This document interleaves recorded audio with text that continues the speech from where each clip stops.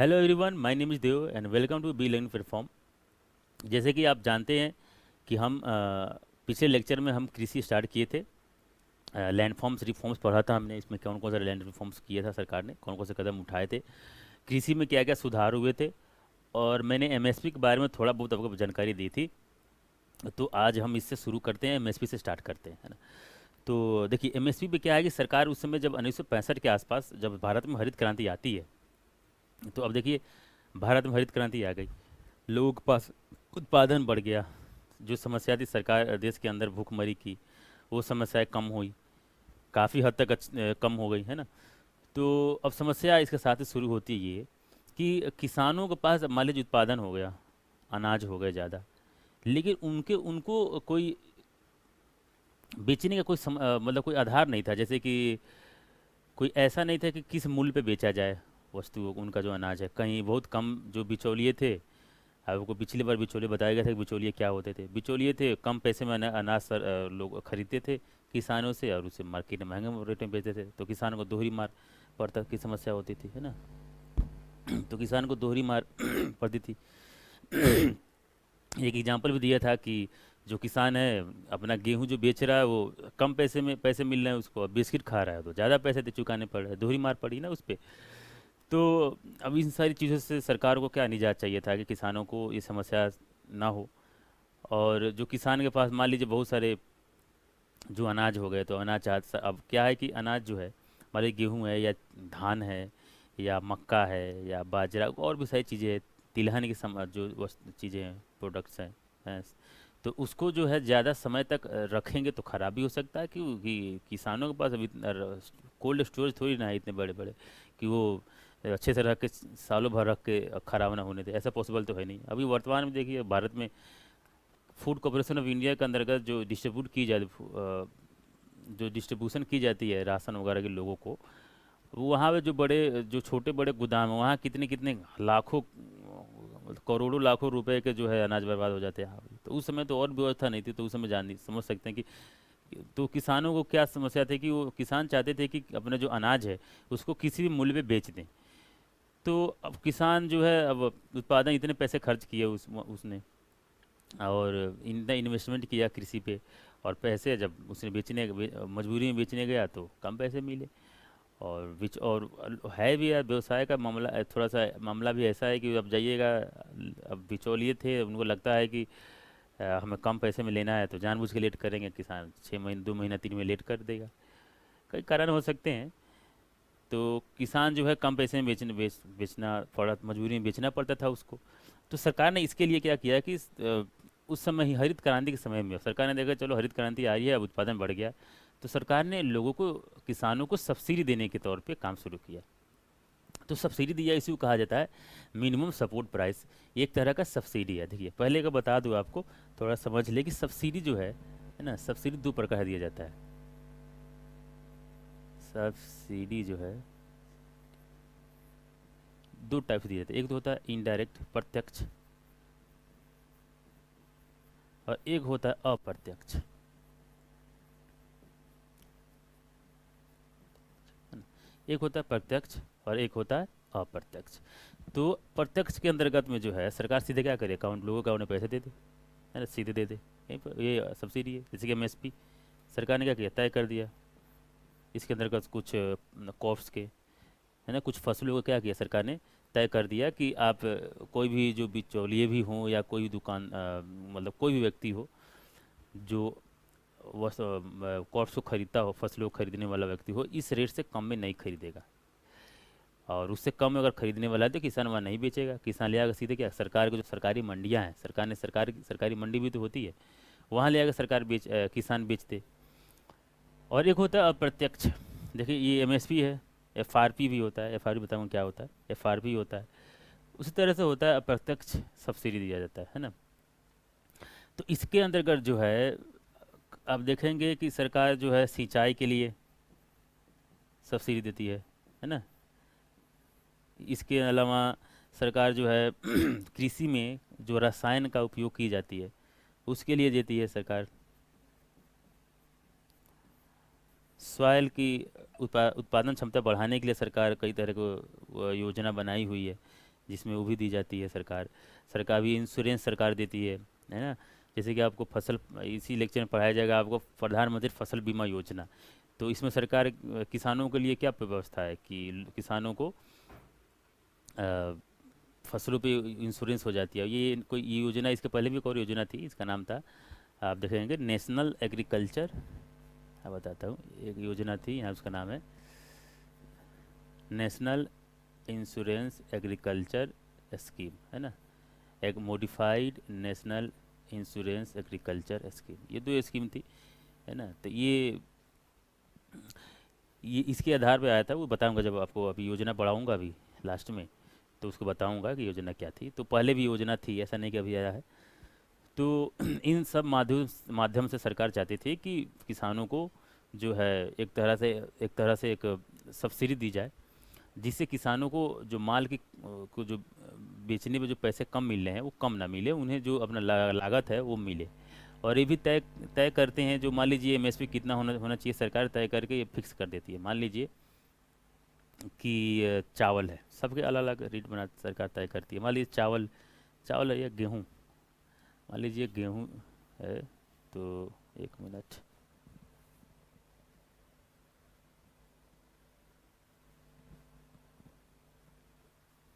इसको रहने देता हूँ। दूसरे, मान लीजिए गेहूँ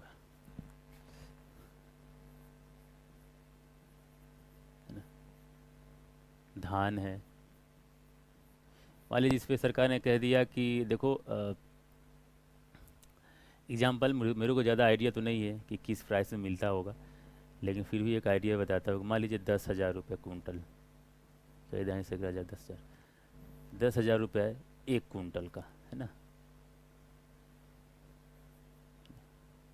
10,000 रुपये एक कुंटल का जो है मान लीजिए प्राइस है। अब इससे कम में जो है किसान जो है इससे भी कोई भी व्यक्ति जो व्यवसाय करता है वो इससे कम पैसे में नहीं खरीदेगा। तो एक तरह से एमएसपी हुआ। अगर मान लीजिए बेचता भी, सरकार ले जाकर सरकारी मंडी में जो है किसान जो है सरकारी मंडी में जाकर बेच सकता है। तो किसानों को तो मुनाफा, मतलब नुकसान ज़्यादा नहीं हुआ, है ना। अब एक चीज़ और समझा देता हूँ कि देखिए, एक होता है रबी फसल, एक होता है खरीफ फसल।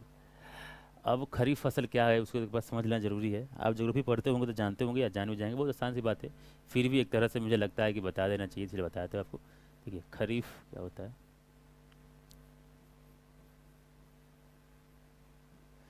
एक होता है खरीफ क्रॉप्स।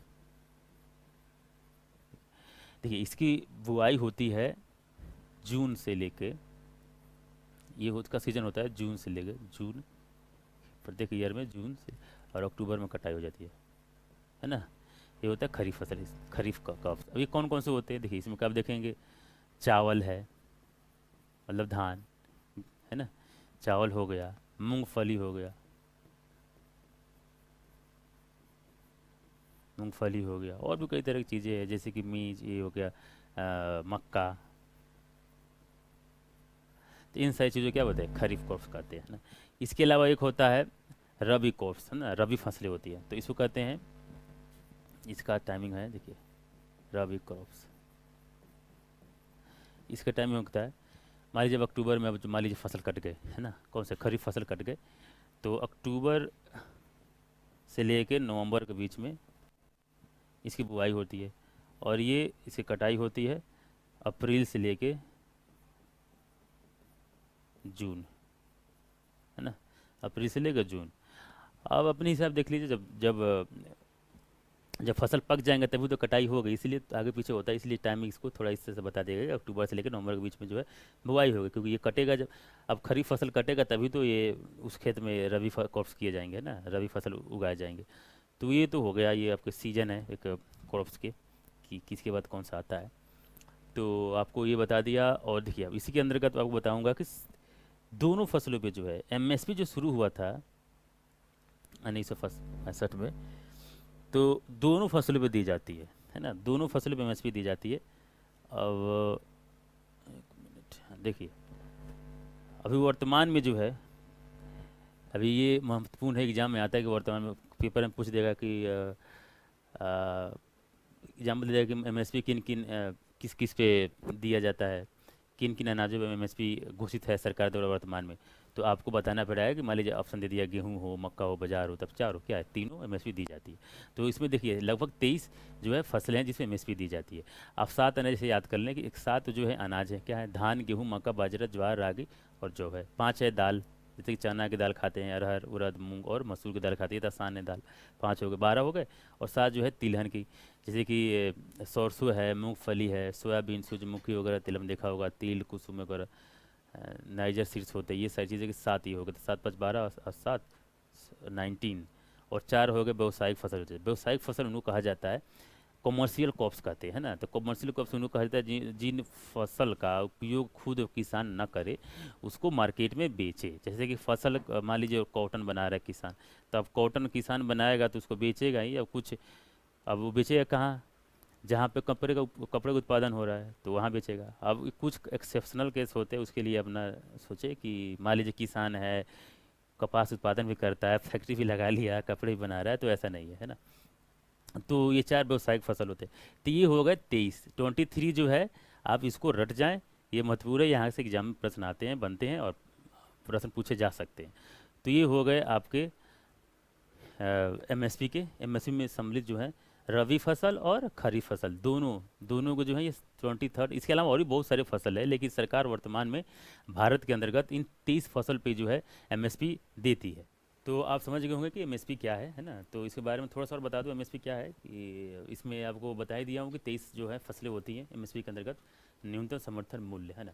अब जो न्यूनतम समर्थन मूल्य है, ये एक एग्रीकल्चर, कृषि, जो कृषि मंत्रालय है उसके अंतर्गत आती है। ये सब कार्य करे, जो कृषि संबंधित कौन करेगा, कृषि मंत्रालय करेगा। तो इसके अंतर्गत में एक बॉडी है ना, CACP, जो कभी ये सिफारिश करती है सरकार को कि आप ये काम करो, इतना तय कर दो, है ना। एमएसपी जो है इतना तय रहेगा। अलग अलग फसल की अलग अलग एमएसपी की कीमत होती है। जैसे कि धान के लिए अलग होगा, गेहूँ, मक्का, बाजरा, सब अलग अलग है, सबके लिए अलग अलग तय की जाती है। तो वो जानने की आवश्यकता नहीं है आपको कि धान की कितना एमएसपी है और गेहूँ की कितनी है। एमएसपी बस अलग अलग होती है, अनाज बस 23 फसलों पर न्यूनतम समर्थन मूल्य दिए जाते हैं, तो याद रखिए। और CACP जो है, तो CACP ही सिफारिश करती है सरकार को कि सरकार को कि एमएसपी कितना रखा जाए, है ना। तो ये होता है एमएसपी। दूसरा होता है कि FRP होता है, फेयर एंड रिमोरेटिव प्राइस। देखिए इसमें आप थोड़ा समझ लीजिए कि जैसे कि मान लीजिए कि किसान ने धान की खेती की या गेहूं की खेती की या मक्के की, है ना। तो इसको सरकार क्या किया, धान और गेहूं पे ज़्यादा समझ में आएगा आपको।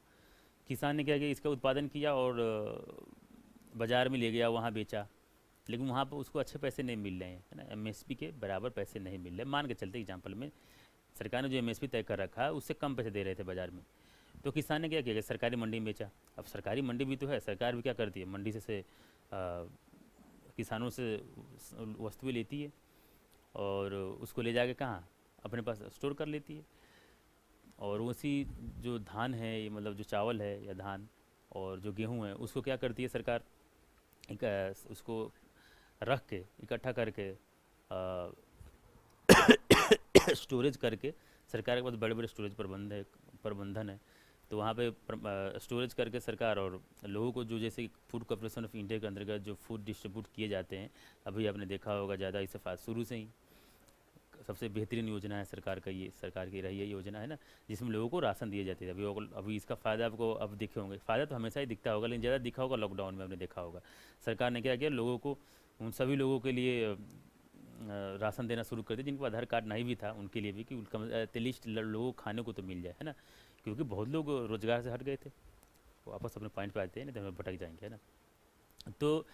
तो सरकार मान लीजिए क्या करेगी कि धान को स्टोर कर सकती है, गेहूं को रख सकती है, मक्के को रख सकती है, लेकिन गन्ने को क्या स्टोर करके रखेगी, है ना।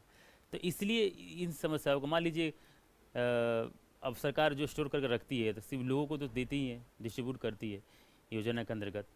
लेकिन इसके अलावा सरकार उस अनाज को किसी देश, जो गरीब देश है, जहाँ पे अकाल पड़ गया है या किसी राजनीतिक समस्याएं चल रही हों, जहाँ लोग भूखे मर रहे हों, तो वहाँ पे सरकार क्या करती है, अनाज वगैरह वहाँ पे एक मदद भेजती है, सहायता करती है ना, हेल्प करती है। तो अभी वर्तमान में एग्जांपल देख लीजिए, अफ़गानिस्तान में सरकार ने गेहूं के कई बहुत सारे ट्रक भेजे, है ना। तो एक तरह से मदद के तौर पे मान लीजिए, अब सरकार ये थोड़ी ना करती कि लिए गन्ना लाद के भेज दिए, जाओ गन्ना ही खाओ अफ़गानिस्तान में, है ना। भूख लगे तो गन्ना खाओ। तो ये पॉसिबल नहीं है। उसी तरह से मान लीजिए सरकारों को अमेरिका में हमें बेचना है, क्या हमें बेचना है, हमें मान लीजिए चावल बेच सकता है सरकार, चावल हम भारत अमेरिका जैसे देशों में, यूरोपीय देशों में हम चावल ट्रांसफ़र करते हैं, बासमती राइस हमारे यहाँ का फेमस राइस है बासमती राइस। तो बासमती राइस ट्रांसफ़र होता है वहाँ, यहाँ से वहाँ जो है निर्यात होता है ना, एक्सपोर्ट होता है। तो मान ली अगर गेहूँ सरकार क्या करेगी, गन्ना एक्सपोर्ट करेगी, तो पॉसिबल है ना, it is not practical. Okay. तो इसलिए इसके लिए अलग से प्रबंध किया गया एफआरपी के लिए। एफआरपी के लिए क्या है कि अब मान लीजिए किसान गन्ने की खेती किया और उसको ले गया, तो मार्केट मंडी में तो बेचेगा नहीं, उसको कहाँ ले जाएगा, सीधे उसको ले जाएगा चीनी मिल में। तो चीनी मिल के जो मालिक हैं उनके लिए एक ऑब्लिगेशन है। क्या ऑब्लिगेशन है कि चीनी मिल के जो मालिक हैं वो एफआरपी से, एफआरपी पे जो रेट तय किए गए हैं उस रेट से नीचे में किसानों को पे नहीं करेंगे, है ना। और उसके अलावा और भी कई तरह के फ़ायदे दिए जाते हैं किसानों को। एफआरपी के बोनस भी दिए जाते हैं किसानों को। चीनी मिल जो है वो किसानों को बोनस भी देती है। और अगर पे करने में चीनी मिल के जो मालिक हैं या चीनी मिल जो है किसानों को पे करने में अगर किसी भी तरह का देर करते हैं, है ना, 10 दिन से ज़्यादा देर हो गया या कुछ अलग तरह के नियम बनाए गए हैं अलग अलग, अगर देरी होती है तो किसानों को कुछ परसेंटेज भी दिए जाते हैं फ़ाइन के तौर, मतलब ज़्यादा किसानों को मिलता है पैसे चीनी मिल के द्वारा, है ना, ज़्यादा से ज़्यादा पे करना रहता है।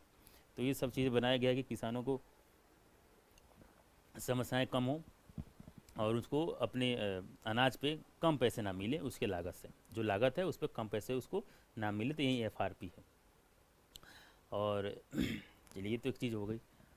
अब देखिए आगे हमें स्वामित्व योजना, देखिए पहले एक बार इसके बारे में हम एक और देख लेते हैं कि देखिए अब क्या है कि आज़ादी से पहले और उसके बाद हमने देखा कि सरकार ने आज़ादी के बाद से लैंड फॉर्म शुरू किया, लैंड फॉर्म रिफॉर्म्स करना शुरू किया।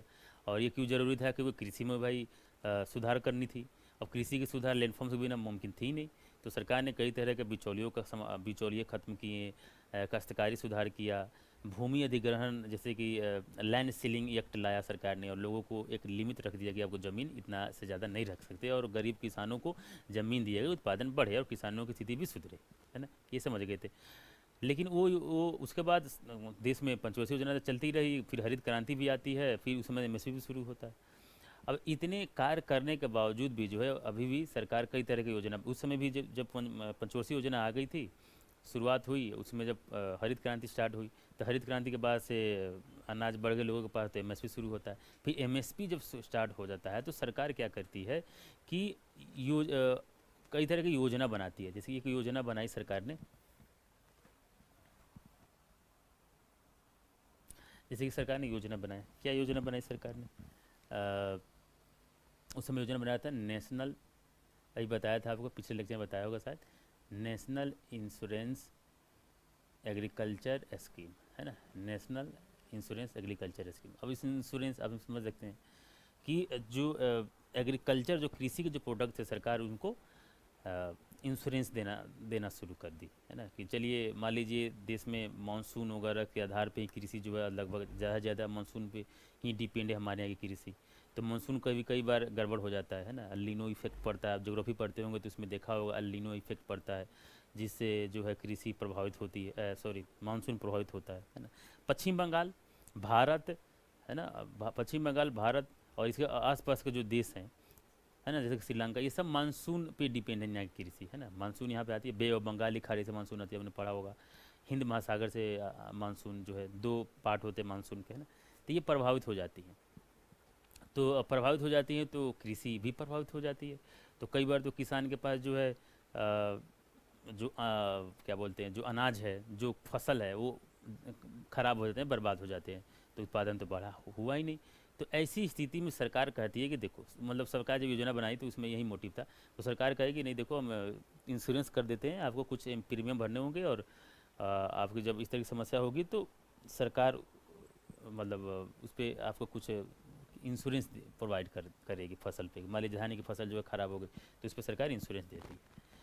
तो इस तरह से कई तरह की योजना बनाई सरकार ने। तो फिर से सरकार ने क्या किया कि देखिए अभी वर्तमान में जो है योजना एक आई हुई है, स्वामित्व योजना, है ना। अब स्वामित्व योजना के बारे में एक बार देखें आप, ये आपको लगभग ये शुरू हुआ है 20 में। ये डेटा याद रखें। योजना जब आप पढ़े तो इसके अंतर्गत जो है डेट ज़्यादा महत्वपूर्ण है।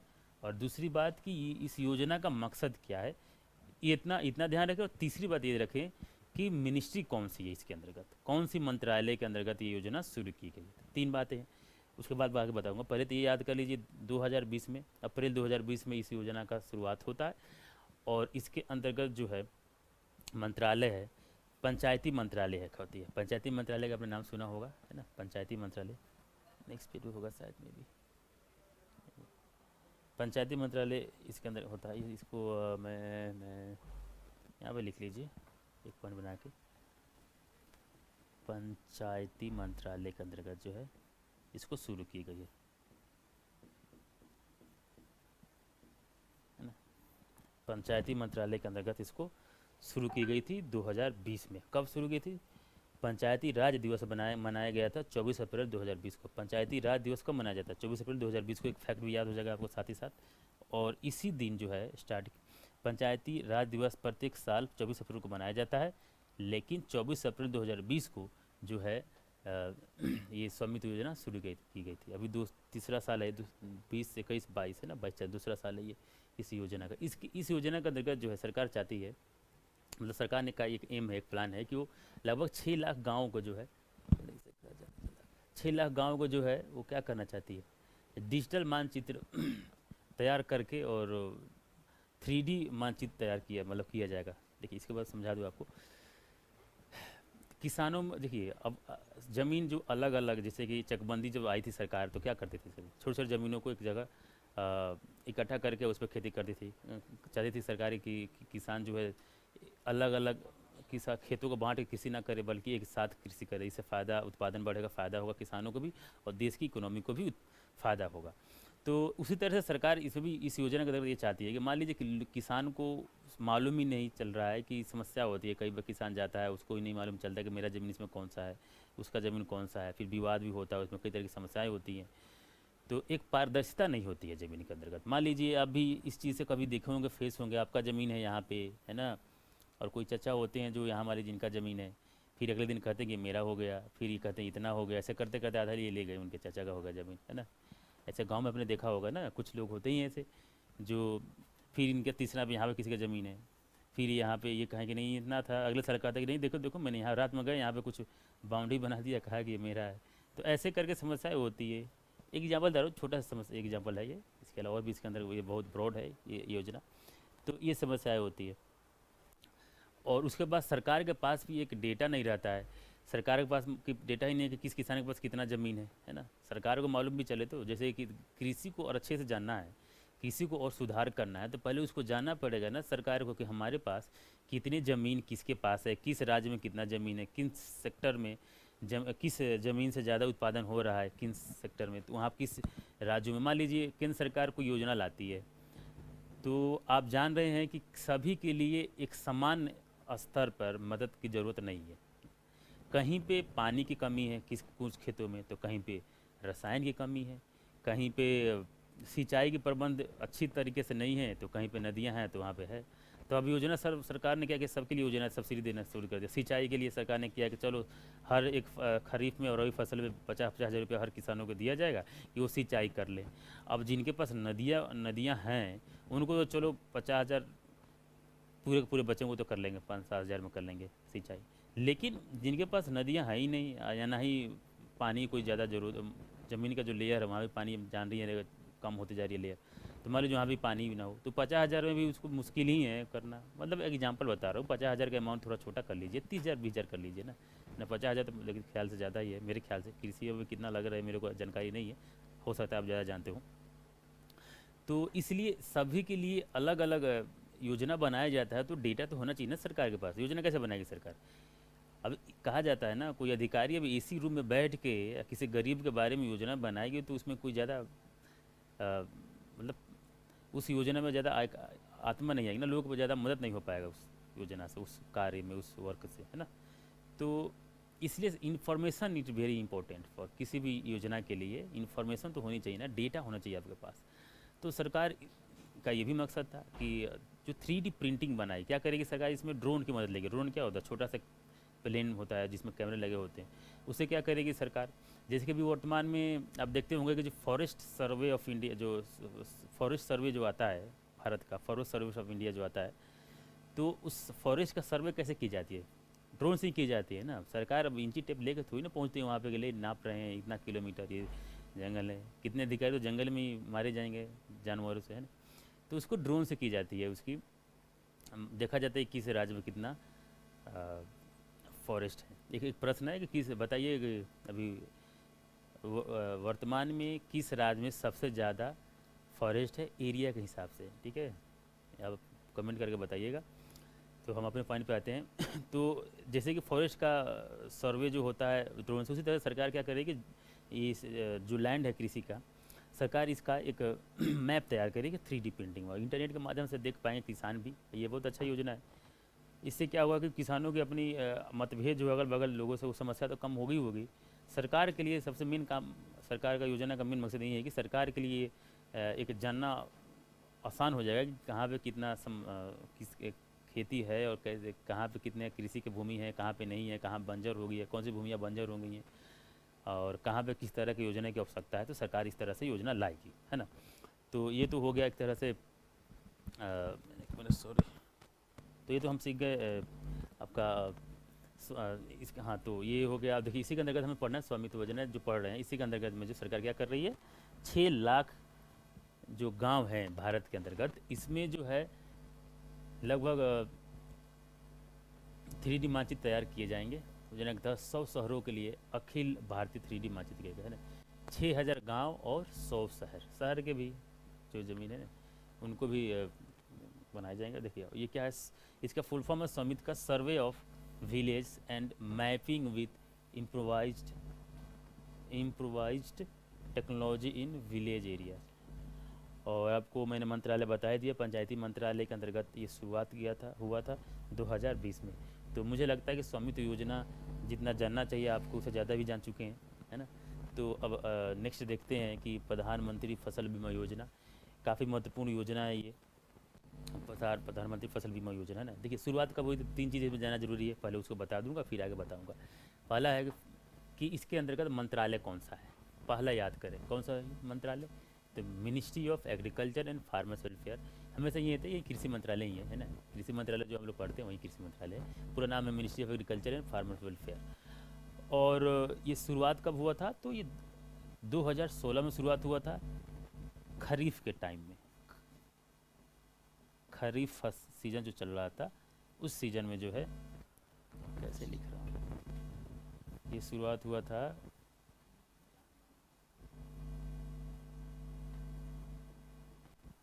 यहाँ पे लिख लीजिए खरीफ, है ना। तो इसमें लिखा नहीं हुआ, मेंशन नहीं है इसमें, तो मेंशन कर लीजिए।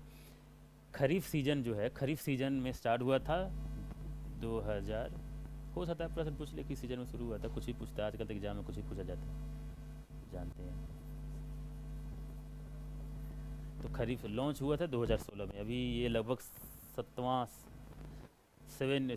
6 ईयर हो गए, 7वां साल चल रहा है अभी इसका, है ना, 7वां साल गिरा चल रहा है इस योजना का। तो एक तो जान गए हम 2016 में स्टार्ट हुआ था। दूसरा है ministry of agriculture and farmers welfare, है ना। और इसका मकसद क्या है ना, तो मकसद आपको भली बात आप जानते होंगे कि सरकार इसमें क्या करती थी। देखिए जो उस समय जो आपको बताया ना, जो national agriculture and insurance scheme जो थी, नेशनल NAICS जो नेशनल एग्रीकल्चर इंश्योरेंस स्कीम थी, और इसके अलावा एक और था मॉडिफाइड नेशनल एग्रीकल्चर इंश्योरेंस थी। इसके जगह पे जो है ये और ये, इसको हटा दिया सरकार ने, और इसके जगह पर लाया था सरकार ने प्रधानमंत्री फसल बीमा योजना, है ना। जो वर्तमान में गवर्नमेंट है, उसमें भी वही गवर्नमेंट थी, तो इसी सरकार ने जो है इस योजना को लाया था। इसके अंतर्गत जो है कई तरह के जो है, आप देखिए यहाँ पे फूड वगैरह, ऑयल सीड्स जो हैं, ऑयल सीड्स क्रॉप्स हैं, इन सारी चीज़ों को इस पे जो सरकार क्या करती है, एक तरह के इंश्योरेंस देती है। तो अब यहाँ पे एक चीज़ ध्यान देंगे कि एनुअल, यहाँ पे देखिए नेक्स्ट पे देख लीजिए, एक है यहाँ पे जो annual commercial crops. Commercial crops क्या होता है, देखिए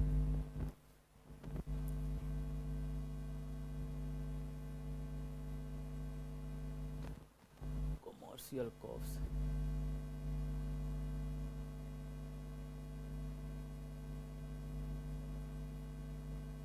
कमर्शियल क्रॉप्स होते हैं जब किसान उन क्रॉप्स का उत्पादन करता है, उन फसलों का उत्पादन करता है जिसको वो खुद कंज्यूम नहीं करता हो।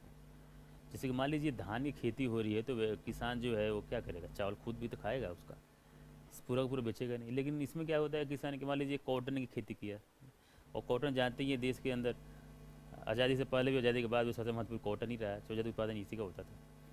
तो मान लीजिए कॉटन का उत्पादन हुआ, तो उसको तो किसान सीधे बेचेगा ना, उसको खाना थोड़ी ना है उसको, या कपड़ा तो बनाएगा नहीं खुद, उसको बेच देगा। तो एक तरह कमर्शियल क्रॉप्स हो गया ना ये, मतलब इसको बाजार में बेचा जा रहा है, इसका फ़ायदा इसी फ़ायदे के लिए उपयोग की जा रही है इसको।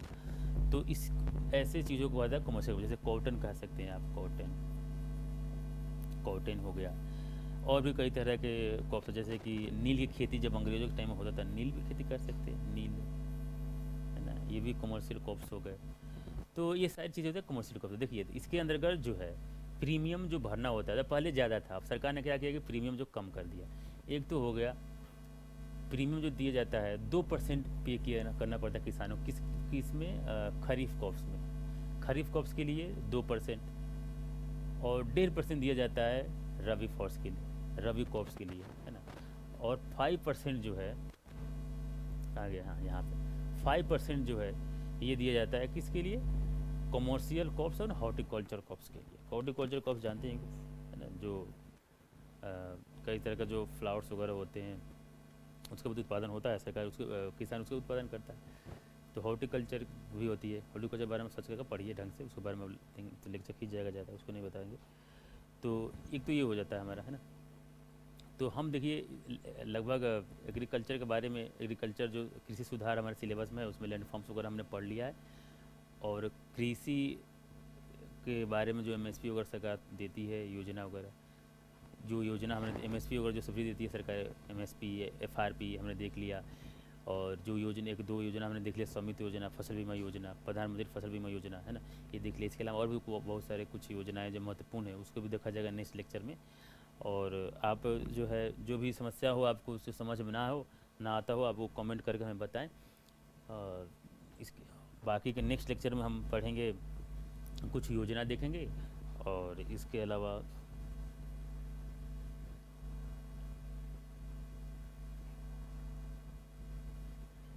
जो है ये इसके बारे में थोड़ा बहुत वो रिकॉल भी करता चलूँगा, क्योंकि इधर थोड़ा मुझे लगता है कि आपको थोड़ा सा कमी रह गई है, तो इसको और थोड़ा सा अच्छे से करा दूँगा, ठीक है।